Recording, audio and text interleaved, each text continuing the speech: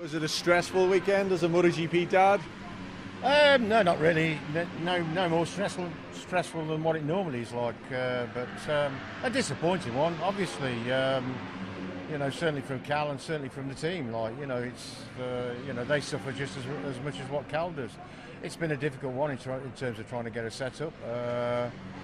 But the really bizarre thing is that he seemed to come good in the race, albeit for the first 3 laps, and then we had an issue.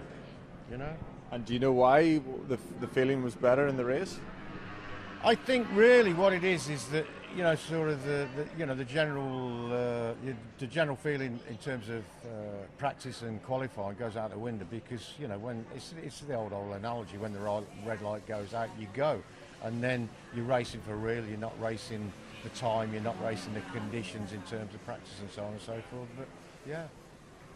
I mean, he did say, he felt pretty comfortable, and as the people probably saw that he made up some places and was battling away. And he said he probably had more, he felt like he had more grip than what he had previously had all weekend.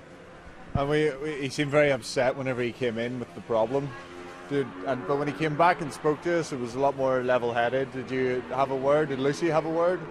No. I mean, there's no point in that. Any rider gets the same. You get a frustration level, and you're relying on something good happening.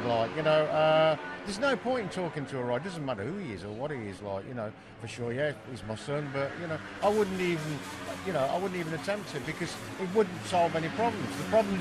The problem is with the bike and Cal's relationship with what he's got at this moment in time.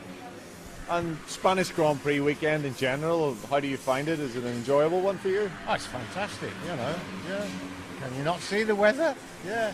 No, but it's really cool, because the Spanish are really passionate about the biking.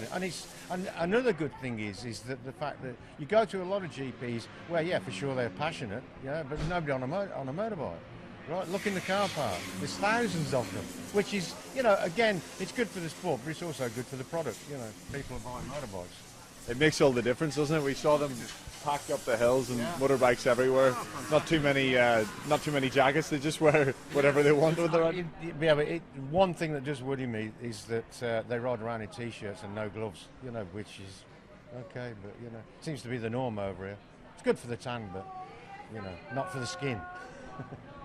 And Le Mans, looking forward to that? Yeah, for sure. I mean, again, personally, I do like Le Mans. I've raced there myself. I think Cal's, okay with it. But it's, it's onwards and upwards, as they say. We're just hoping that if this Mugello test comes off, they have things to try, as I understand it. I'm not too sure what it is, but obviously they're looking for an improvement in the performance of the bike. Not a power performance, but a handling performance.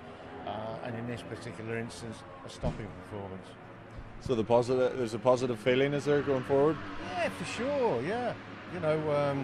All the time they're working on what they've got at this moment in time, and they're looking for improvements, And for sure there's always a direct comparison, there's always an overlay of Cal's data against Dovi's, and, there's very little in it, but we'll see.